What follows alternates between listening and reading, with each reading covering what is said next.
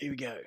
Okay, so I was recently on a Commonwealth law Zoom meeting, and the Zoom meeting was been chaired by two people. Never met them before, and there's a bit of a movement here in Sydney going using David Walter stuff, um, and the David Walter talks about the fact that the federation there was no referendum for federation; it was just put on us. Now we know the word federal means bankruptcy. That's why we're using bills instead of notes. It's a bill is a debt. Um, and what's happening is I was on the meeting and I got on there and I was just giving my spiel and I said, what I'm saying is what other notaries have said. And then I mentioned how with the help of a couple of people in Queensland, only cough on and talk, eh? Uh, with a couple of people from Queensland, and they helped me do a judicial review. Now, I'll give you some context. The science in America says 0.08, science in Australia says 0.05. They're performing medical procedures on the side of the road. Now, we know medical is a creation of the Bank of England because it uses the caduceus in all medical settings, right? Which is the coat of arms of the Bank of England. And what happened was filed the judicial review, and then they put a stay on the suspension of the license. We know that the license is fake now, and and what happened was the um, I posted it on Facebook. Now Romley copied it and put it on his Justinian Deception or Justinian Woodlands on Facebook. Ironically, when I couldn't find it or couldn't get anyone to get a copy of it on my side of things, someone in prison, one of their partners, got it off Justinian Deception's site. Now, when I posted it on Facebook, I was approached by this woman called Deborah B, and I'll just give her given name, and I won't get into too much detail because I don't want this channel getting taken down. That's what they try and do. They go, oh, he's breaching my private. Anyway, so personal, private, whatever they call it, details. So what happened was she approached me and she said, you're mixing up the jurisdictions. And she's very convincing. She is right. There's several jurisdictions. I was mixing up biblical scripture because I was quoting scripture and quoting case law. One is for the living, the other one's for the dead, right? It's all banking anyway, so the Bible's admiralty banking, right? And so what happened was she said, come around and speak to me and bring a copy of your birth certificate, and she'll put her notary seal on it and all this kind of stuff. And what she said was that I was going to war with them. Now, they use the word nobility. And if you look at the word nobility and check it out in Latin, you've got to go through old dictionaries and William Whitaker's words and stuff like that. Nobis, it says we, us, and our. Now, whenever you see someone on the media, because they're all part of the same bloodline, they all say we, us, and our. And so when she said, you're going to war with them, not the state, not the bank, not with them, then that was my first trigger and or tell. And then she said she wins in court, and whatever she writes in court, she gets. And very smug, very confident. And that was the second tell. Then the other tell was I was speaking to a notary before that, and that notary said that someone owed him some money.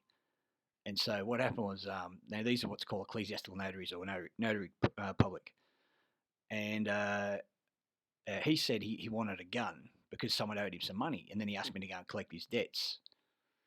That was before I went to her. That was the first tell. Sorry, then there was two tells from her. Now the crazy thing was, I was sitting next to a guy called Robert Wallace, who's a journalist, and he had his phone on the table. So they said, can you get us a gun? Now I'm thinking, I don't know really who these people are. They're acquaintances. They're not friends, and that's how I see everyone.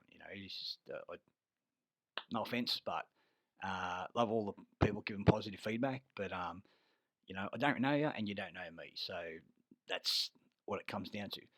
So I've got a guy who's a Reuters journalist sitting next to a notary with his phone out, eating chips in the Moore Park Hotel, and he's basically saying, "Can I get him a gun?" I said, "Yeah, I'll get you a gun if you want."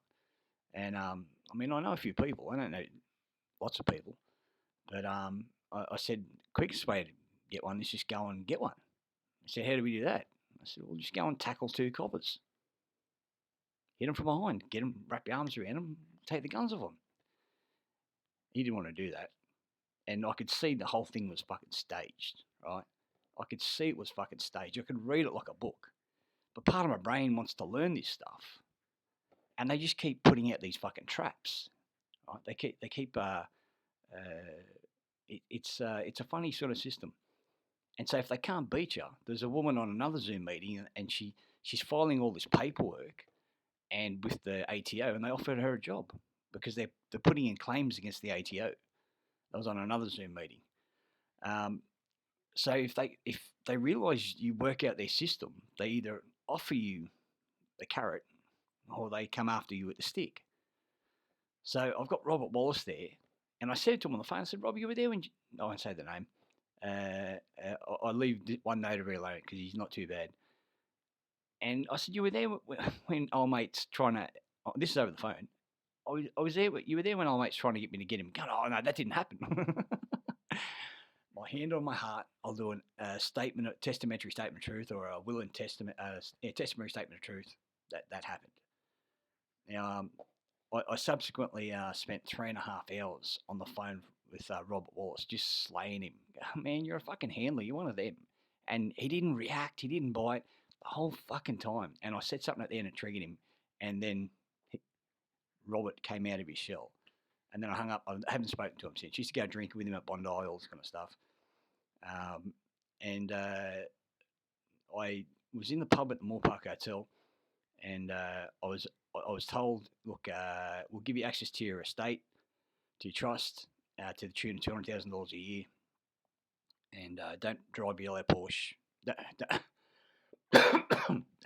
Don't buy a yellow Porsche and do 200 miles an hour down the freeway. And my response to that was, it'll be a red Porsche and I'll drive as fast as I want. So that was basically like jamming up your ass. You stole my flesh and blood. I'm not interested in money. I'm Irish. I realise when you die means light. Die, day, damn, lux, lumen. It all means light. You go to the light. Die, in every culture except for Christianity, dying is going to the next phase. And anyway, so we're taught fear. We're taught to be afraid of death. We're taught all these fucking stupid things. I mean, when things happen initially, there's the fear, the adrenaline. Adrenaline kicks in, and then usually for some of us it overtakes, and everything's fine. Things slow down. So I said no, and then as soon as I said no, I just turned away for a minute. I'm talking to this guy from 3 Hour Hour, right? Yeah, he was one of the senior diggers when I was a junior digger, and I said I was in 3, and he goes, "Who was your section commander?" And I said, "Fucking." I can't think of his name now. Oh, brain fart. I hate it. His brother was had a pub in Malaysia. Oh shit, I'll think of it later. Anyway, my next sergeant after him was Stocksy. He was a head of the Sydney Skins. Can't think of the name. President of the Australian Skinheads Association, which is really funny. I just can't think of the name. Anyway, so this guy, when you say who your section commander was and everything, and they ask you a few questions, they go, "Oh, okay, you're in that platoon, yeah, sweet." And I said, "What do you do now?" Because he's got now. He works for the Fireys. I said, "Oh, the Fireys. Oh, the labia majora and the flaming clitoris and the penis." And he just laughs. He goes, "I've heard that before." I said, "Yeah, probably only by the Freemasons, because they're the only ones that seem to, they don't see things, they just taught things, and then they learn how to see. But some of us see things." And so, anyway, so this other guy, a Maori and an Aussie, and there was like 110 kilos, and big solid bloke, and he goes, "What was that?" And I said it again. He goes, "Oh, you're full of shit." And I go, mate, I'm just telling you what I see. If you don't like it, go and have a look if you don't believe me. He goes, oh, you're full of shit. I'm going to punch you in the fucking head. And I just went, it's been done before, and wasn't done with much success, right? I've never had my nose broken. Actually, I have had my jaw broken, but I was hit with a piece of aluminium about 2.5 feet long, and I was 16 at the time. But never had my nose broken, and never had my jaw broken. Going the old fucking argy bargy. Anyway, so he goes, I'm going to fucking smash her. So I just walked towards him, pulled him my glass, and I said, have at it. And he just looked at me and goes, I'm going to fucking smash her. And I said, mate, there are 4 weapons on the table, and I'm going to use every fucking one of them. Because you're about 5 weight classes above me, and your girlfriend's probably going to get involved. And he looked like a bit of a gym junkie on the protein as well. And then he had some skinny white bitch next to him. And he didn't want to have a go for some reason. I was 72 kilos max. And anyway, so this guy comes running over and grabs me. And I said, what are you grabbing me for? He's the guy saying he's going to punch me in the fucking head because I'm having a conversation with this guy. He's not even involved in the conversation. And he said something, and then the chef comes out. The chef's the top bloke. The chef's great food at the Moorpark Hotel. And the chef's going, yeah, bro, calm down. I said, I'm not all right, mate. Fucking, I'm holding on the table because this guy's trying to drag me away. And this guy's threatening to punch my head in. That's a crime. Not getting into crimes or torts or anything, but that's a crime. And I said, what are you grabbing me for? He goes, well, I know him. I said, you're committing a crime. You're assisting him. And he goes, oh, you're drinking. I go, this is the pub, mate. He's got beer in front of him. He's drinking. I'm driving. I had lemonade. I actually had lemonade. And he's like, I said, have a smell. And anyway, so then the guy stopped threatening because he couldn't do it in front of the publican. And I said a few things, and I said, mate, I'll meet you outside if you want. Bring your girlfriend. I'm talking to you, you fucking big, tall streak of shit. Anyway, and so they fuck off. And by the time I turn around, the notary and Robert Wallace is gone. So anyway, we meet up another time. And anyway, so he said, go and see this woman called Deborah. Right? She wins in family law court. I went, oh, okay. And she lives with a guy called the Butcher. Apparently, he hacks up pedophiles. That's the story anyway. And I got told a few stories about how certain people get rid of bodies for the so-called elite here, the Freemasons here in New South Wales. Now, some of the content's a bit. There's nothing. This is just fucking PG-14 sort of stuff. There's stuff in the newspaper about pedophile rings operating out of Goulburn, Bathurst, Taree, Penrith, and I found the listing. I've got to save it next time I see it on Facebook, but it doesn't actually. You can see it's a newspaper clipping, but it doesn't actually show the actual newspaper on the time of date, which is a bit of a pity. But nothing I won't be able to find later, you know. But essentially, what I'm trying to say is that I didn't go seeking this woman. I was told about her. And then when I put the Supreme Court thing up, she says you're going to war with them, right? And so when the police speak, they use the word belligerent. They don't even know what it means. It means two nations at war, right? So you've got the money lenders, which are the Yiddish, they're Jewish, not tribe of Judah, they're all converts. And Judah went into slavery. This is the story, anyway. It's a biblical story. They went into slavery for 70 years. And when they came out, the priests were now rabbis. So Ra is the sun, B is the house, and I is the mind. Yeah, so the mind house of Ra. Right? And, they're pushing the Christ and all that kind of stuff. It's all Egyptian. It goes back. There's Egyptian deities. It's all allegory. A son born of the Virgin, had 2 mothers. Anyway, you can YouTube it, you find it. Anyway, people like you reading scripture and going through the ancient stories. So that's what the Bible says. You're not supposed to read other religions and everything else. They need you strict your mind. I've got it written down here. It's religion comes from religare, which means to bind in Google. To bind, yeah. So ligare means to bind. So add re in front of ligare, and it doesn't seem to change. Then when you go to an actual translation, it says, from another dictionary, it means to bind out of the way. To distract. to bind sounds like a contract, but to bind out of the way, go and oh, look, he's praying to the wall. he's he's praying to a brick wall. Right, yeah, mate. God's in the brick wall. Yeah. Anyway, so it's bizarre. He's praying to a piece of fucking wood. He's staring at the wall. He's staring at the wall, praying at a piece of fucking wood.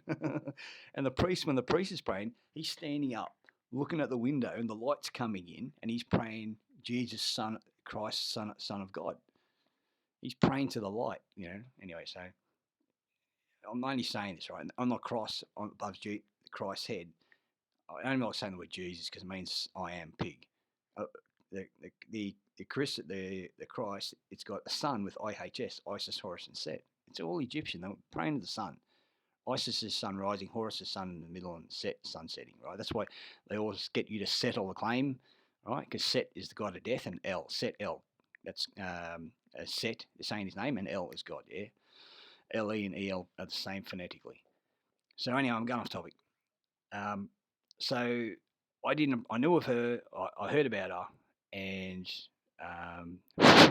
got sound. Yep. And so I knew about her, and I was approached by her on Facebook. So I went around to visit her. I got my sister to drop me off, and what happened was I filed a judicial review, and that put a stay on the suspension. Right, so I could still drive even though my license was suspended. And I had an ex 1%er in the car, bloke I know, and I said, you know what, because the stays on, the cops don't come near me. And he said, oh, bullshit. And so we drove past the police car, and I stuck my arm out like that. And he goes, I probably didn't see her. So we did a U-turn, came up to the T section, and I stopped over the double white lines and gave him the finger out the window. Like that. And the 1%er just looking at me like, he couldn't believe it. Anyway, so then I drove off, and it's all bullshit anyway. That's not illegal. Doing a U-turn over double white lines, it's fucking, do the double white lines save my life? When there's no one around. See, in Italy, when the light's red, right, you're allowed to go through it if it's clear. Right? You're using your judgment. When you stop at the red light, you're using your judgment. Does the light have enduring powers of attorney over me? No, it doesn't. Do the lines have enduring powers of attorney? No. The acts aren't even a contract. It's slavery. So, effectively, there was a stay on. And so, when I put a clip up of me telling the coppers to fuck off because they're about to frag a P-plater. And I don't like seeing people get fucked over. I never have. Most people don't. And so, the sergeant in the passenger seats, same guy actually, in the same area, was pointing at the fucking car. It was the same guy from the clip. So the sergeant's pointing at the car in the passenger seat, and the drivers must be learning because he's a young fella who gave me 4 tickets coming back from Queensland, same highway patrol kid. And he's going, oh, yeah. And so they're about to put the lights on. So I just went beep, beep. And as I went past, gave him the finger. Right, so that left saved the P-player to get the ticket because they love a good fucking, he must be drunk or something, pull him over. And so then they fucked off. So I put the clip up on YouTube, and then they removed the stay illegally. They can't do it, right? They removed the stay of the suspension. And then Penrith Police, right, went and gave me 2 tickets for driving whilst unlicensed. I wasn't. There's a stay involved, right? And then, so what the court does is they create a trim tab, right? It's basically a trim tab is a thing that creates a void in the water, and that becomes a low pressure zone, and then the keel moves towards that because it's the path of least resistance. Otherwise, the hydraulics wouldn't be able to turn the keel on the ship. The pressure would be too great because the keel's got to turn something that's between 100 and 400 feet long. So anyway, so they create a trim tab to get you off course, and they keep trying to create trauma. I was going to the Moore Park Hotel. I was rammed 3 times. Can you imagine that? Rammed 3 times. Once was a double ram. I was pushed into someone. 2 girls born on the same year, on the same day, and they lived 8 kilometres apart. And both of them lived 50 kilometres away. Right, then I'm coming back from the Moore Park Hotel. Then I'm getting mock rammed. And I realised then that they were using the mobile phone to work out where I was.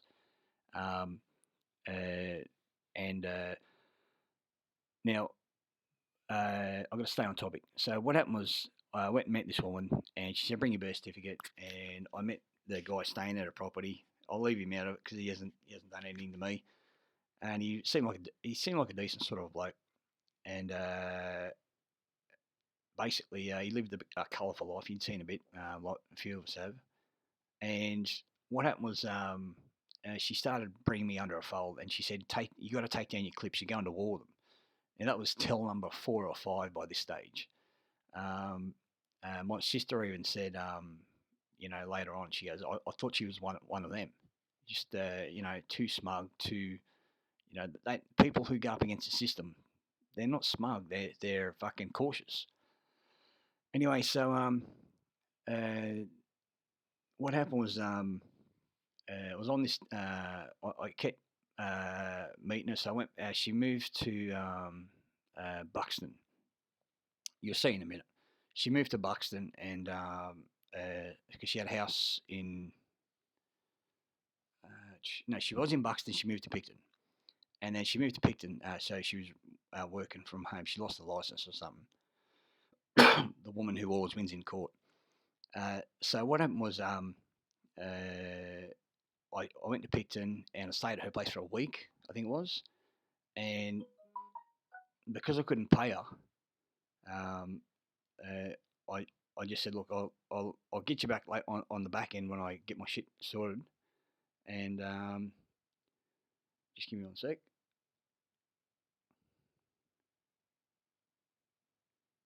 Yeah, that's weird. And what happened was, so I landscaped her front yard. She had about 7 8 meters of this wood vine that came out about 2 meters. It's about a foot and a half thick, and went back and then went up the fence, and it had a like an octopus type of root every 30 centimeters. So one here, one there, one there, one there. It's like a matrix, and it went down 8 meters, then went across about 5 meters. I'll say about 5 6 meters, probably probably even 8 meters. Whatever the fence is to the front of the house, about 8 meters, probably even could be 8 10 meters. And then went back up about 25 meters, and I pruned all the roses and fed them back through the fence. And then I did all the roots on the other side, and then all down that side, and dug them up with a pick. And I was there for a week, and then she kept saying take down the clips, and she's teaching me a little bit. And most of the stuff we already knew, like we knew what A4 was, and the paperwork is essentially maritime, yeah. And so you got legal size, Admiralty Four squared, and then you got full scape. Now she didn't go into too much detail, but she's always given me little hints. I didn't take it down. She goes, and then I went into court, and the first time I ever had anyone call me crazy was a copper when I quoted the fact that the Australia Act, there was no referendum for the Australia Act to create the Queen of Australia, and the divesting of the monarchy from Australia, and then the Australia UK, and they can't do it because all their legislation is based on the Constitution, which is an act of British Parliament anyway. So anything they do, they've got to go back and get permission. You can't, the son can't destroy the father's work. So what happened was, the sergeant said, if you keep going down that road, I'll have you in the mental home up the road by this afternoon. And this was a sergeant from Brisbane Water Police. Now, the next time anyone said I was crazy for citing acts and stat or their own acts against them, or the process that is written into the Constitution, was a bald-headed prosecutor on one of my clips in Liverpool, and he said, "I think you're mentally ill," and I said, "You're not medically qualified." It turns out there's no pathology behind psychiatry. It's just invented by the state to drug the fuck out of people. So that was the next time. And then when they tried to take out terrorism suppression order on me for 3 fucking years, I went into court and I said what I said, and they just said, "Oh, "Well, just turn your mic off and do it anyway." So they're doing ex parte. So they're putting restrictions on you, which is slavery, in breach of their own federal legislation. It's not my legislation; it's their legislation they have to follow, and they're enforcing acts and statutes. I mean, if it's not slavery, then it has to be a contract. If the Constitution is a contract, it's all contract law, and you following orders is it's only mandatory, and mandatory means when the mandatory follow what was mandated, it then becomes mandatory. So it's an offer. It's all an offer. You're governed by the consent. The British politicians say it. Everyone says it. It's in the law. So what happened was that guy said I was mentally ill, and the Supreme Court said I was mentally ill.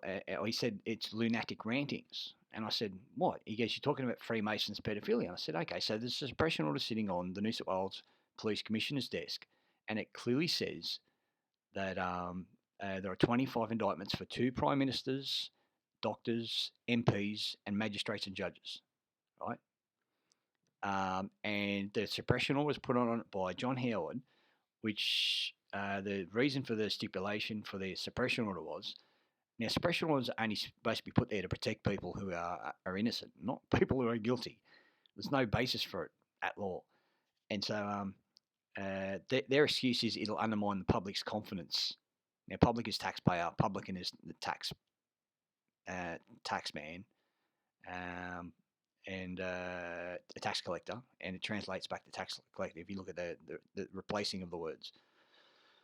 So it undermined the confidence. And then what happened was I said the Freemasons have I've been told by a notary that the Freemasons have a temple inside the Freemason temple across from the family law court that's just the size of a child. Size of a baby, I should say. And anyway, so how is that lunatic rantings? I mean, the vellum that's used by the Vatican, which is your master, because this is a Roman court, you're using Roman language, corpus delicti, actus reus, mens rea, and prima facie and all that kind of jazz, is basically, it's a Roman language. And they used to cut the flesh off a baby and write the laws on it, and that was called vellum. That was stopped in the 1700s, allegedly. That's why they call babies kids, and because they replaced it with a goat. Apparently. I can't, I can't see this, and it's hard to find it these days. So I've been getting called mentally ill. They drugged me, and it was torture because a safe, they can only give you medicine if it's safe. Now, the definition of safe is exposure over a period of time, and after exposure, there's no harm. Well, my legs swelled up, my hands swelled up, fucking memory. I just draw a blank. Right? My memory's coming back now. I've had to go back all my other stuff to relearn it, and I'm reading stuff and think, fuck, I didn't write that. That's well written. I'm only learning, but from now looking back, now the memory's coming back. Now, memento, I should say. And so, when they drug you, it's literally the same as they used to get people sick and freeze in water and torture them, and a lot of time they'd die, and they'd stop fucking doing their shit because they were so terrified. The terror would override the tick.